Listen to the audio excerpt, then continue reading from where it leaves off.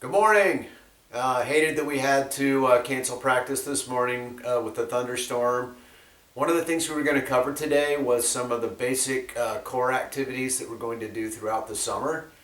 So I thought, hey, most of you, if you don't have jobs, you've got all day to be able to do some of this stuff at home. So I can give you the same instruction on the video you would have gotten in person, and then you will not miss out on getting started with building a stronger, more athletic, more robust body that will serve you well as the season goes on. So I'm going to walk through a couple of these basic core elements, and I've got my phone here because I just want to check the list to make sure I'm covering all the things. So the first thing that we're going to do is planks. We'll do a lot of planking throughout the summer. The basic one, it comes in two forms. You have both a high plank, which is basically being in a push-up position, and then you have a low plank or an elbow plank, which we'll spend probably more time in low plank position than we do in high position. The main thing that you want to think about in a plank is it's exactly what it sounds like. You're trying to make your body like as straight and as stiff as a board. So if I'm doing a high plank, like a push-up plank, or a low plank on my elbows, I want to think about if there was a 2x4, a piece of wood, lumber that they build houses with, and it was laying on my back, I would want that board to rest squarely across my shoulders, across my rear end, and down to my calves, and it be in a straight line and not have any deviation in that. The biggest mistake that I see new runners doing is because their core is really weak, that they end up with their rear end kind of up in the air. So if you're doing a plank right, it sort of looks like this, and hopefully I'm demoing this stuff good. It's hard to tell because I can't see myself. But here's a basic elbow plank. So I think my body's reasonably straight. And a couple of things you want to think about here is you want this line between your shoulder and your elbow to be mostly straight up and down. If you get further stretched out like this, you definitely make planks harder. So if you find regular planks to be kind of easy and you want to make it a little bit harder, you can stretch out that distance a little bit, and that'll make the plank harder. So that's just a regular plank.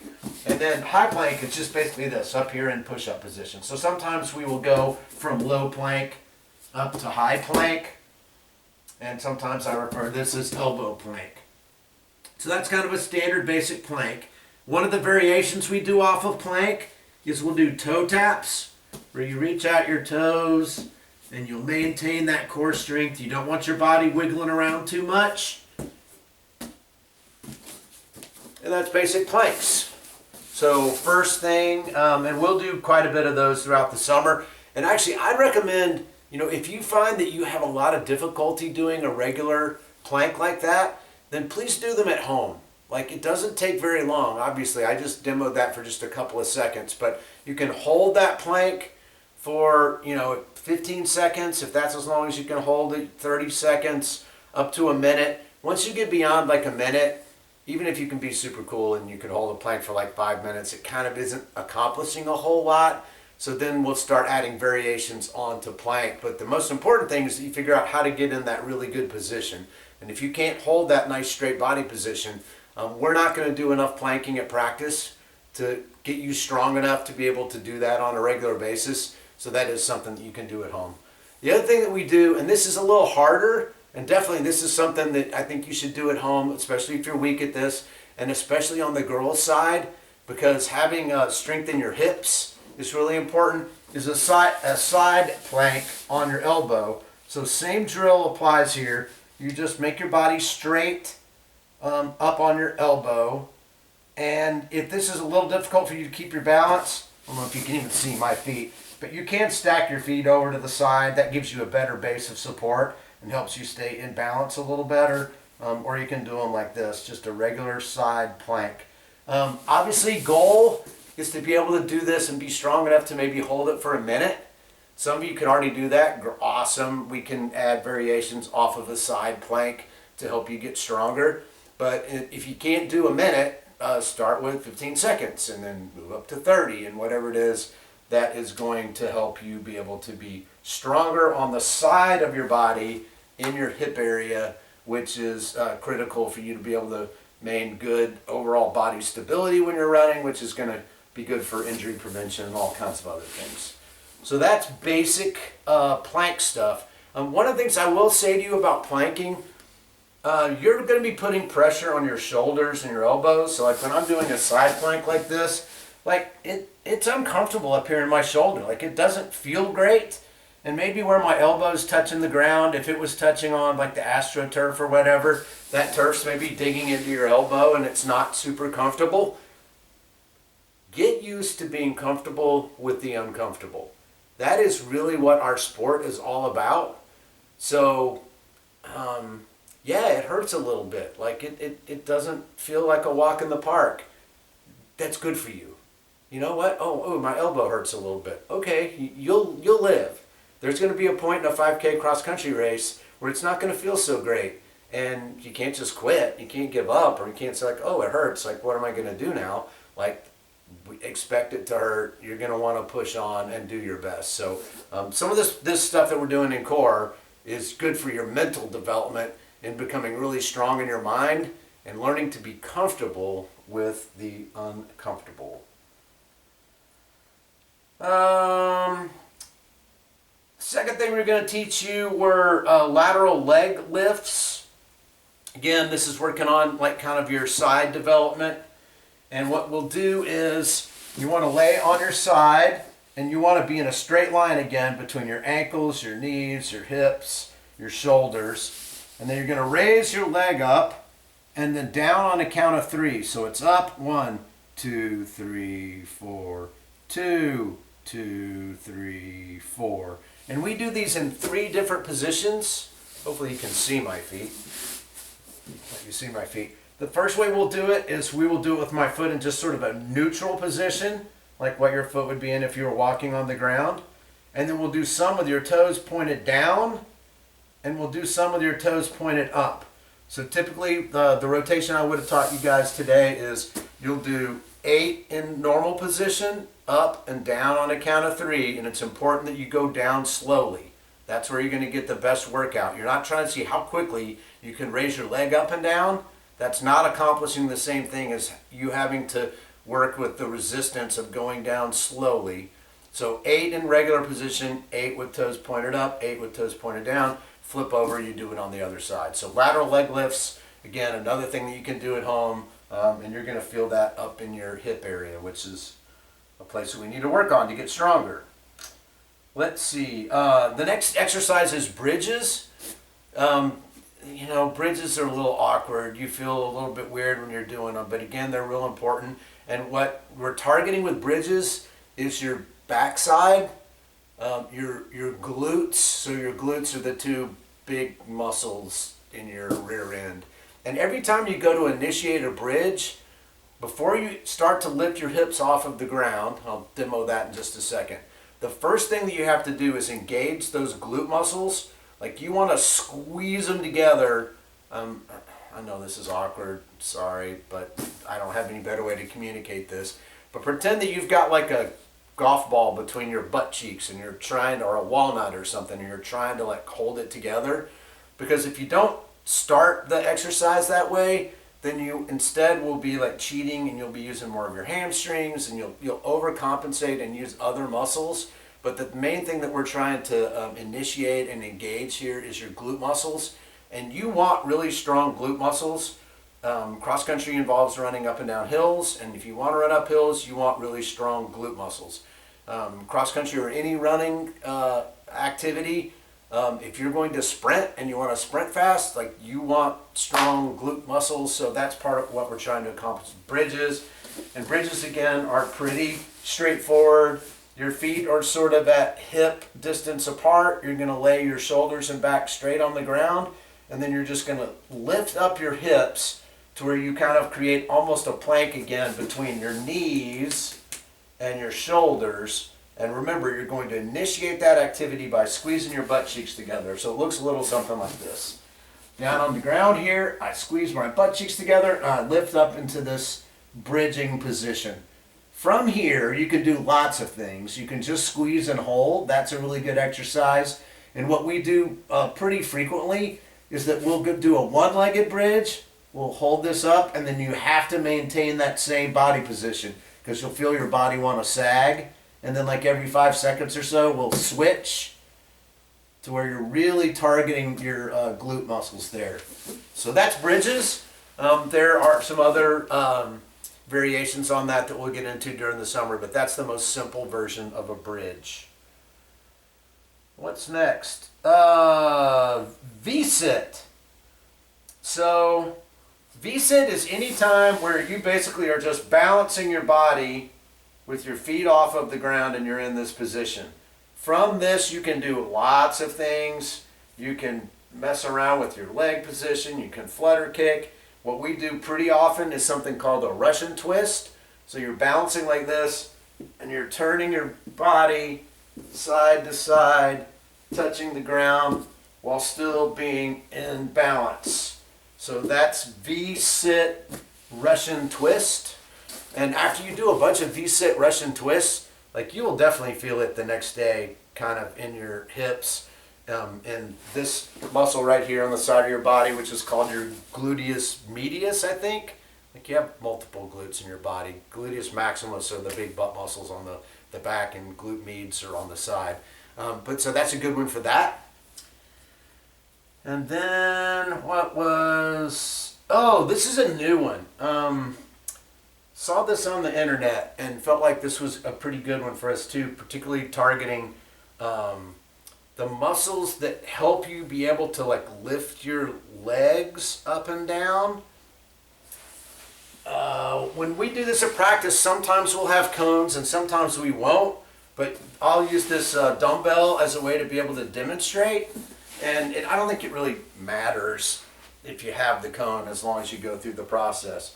So you basically just sit back, with your hands back to where you're nice and balanced.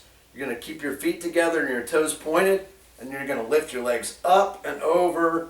In this case, you actually have something, if you had a cone, or you could do it with an imaginary cone and just go back and forth with these kind of leg wiper motions.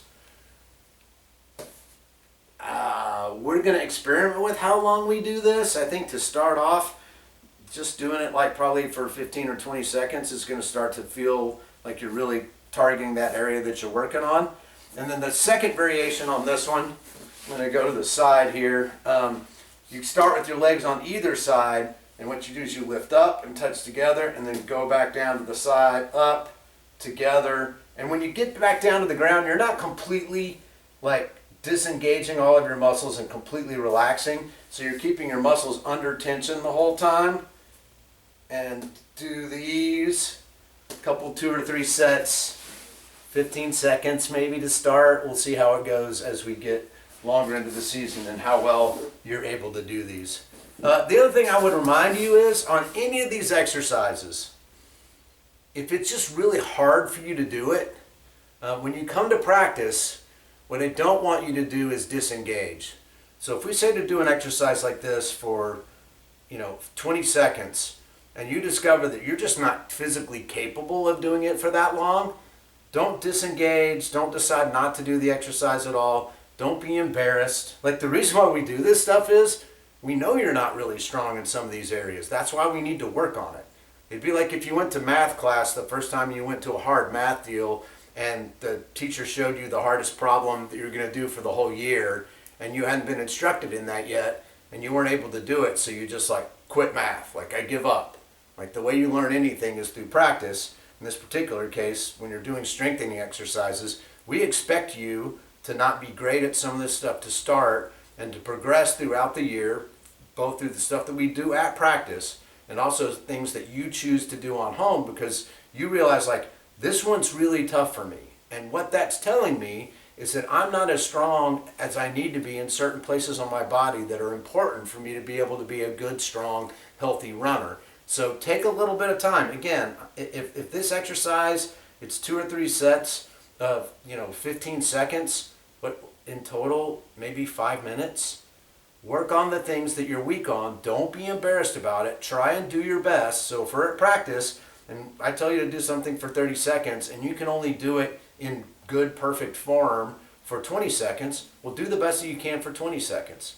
And then set a personal goal for yourself to where, hey, by next week, I'm going to be able to do it for 30 seconds because I'm going to work on it at home. But that's super important in all this core stuff. I think we have some kids who don't see it as important, and so they kind of go through the motions when we're doing this as a group. They don't worry about having really good form. And a lot of that, I think, just comes from embarrassment. They're like, gosh, I'm kind of not good at this, and my friends are watching. Trust me here. Trust me here. No, other than coaches, nobody's watching you when you're doing core exercise. They're in their own head thinking about what they've got going on, so you have absolutely no reason to be embarrassed. So that's calling these sitting leg lifts. And then the last way we finish practice, anytime we're doing core, almost every time we're doing core, just because it's become tradition on our team, is something called Super 40s. So Super 40s, you're going to lay on the ground and you're going to keep your legs together, and you're going to do 10 big circles with your legs together in one direction, and then 10 big circles with your legs in the other direction. And then you're going to take your legs slightly off to the side, and you're going to do 10 little circles in one direction, and then you're going to cant your legs slightly off to the side, and you're going to do 10 circles in the other direction. So you get 40 total reps. That's why it's called Super 40s. The biggest mistake that I see athletes make, again, in Super 40s, and a lot of times it's just because they're not strong enough in their core to be able to pull it off, is they do them with bent legs. Super 40s are meant to be done with your legs perfectly straight out. We want you to be able to do all 40 reps. It's kind of a badge of pride, I believe, on our team, that we can finish the end of a core session when you're already starting to get a little tired and some of those muscles that you're working, you haven't worked in a really long time. But you still have the grit and the determination to say, I'm going to do all 40 reps, and I'm going to do them with the best form that I am capable of, because we are the kinds of people who try to do things to the best of our ability. I know you do that in the classroom, so there's absolutely no reason why you shouldn't be able to do this in a core workout.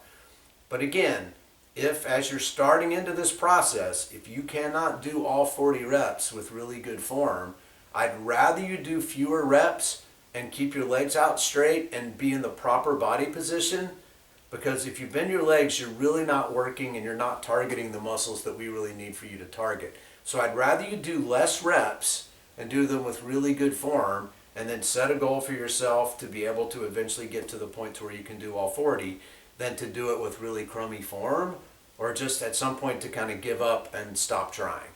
Like, you can't give up and stop trying in a 5K race. Like, your team's counting on you. You're counting on yourself. Your friends and family are out there watching. You don't want to give up, like, ever, in anything. It's a terrible idea. So here's what Super 40s looks like. I'm not going to do all 40 reps, but I'll just give you a general idea of what a Super 40 looks like. Again, hopefully you can see my feet. So I'm lying flat on the ground.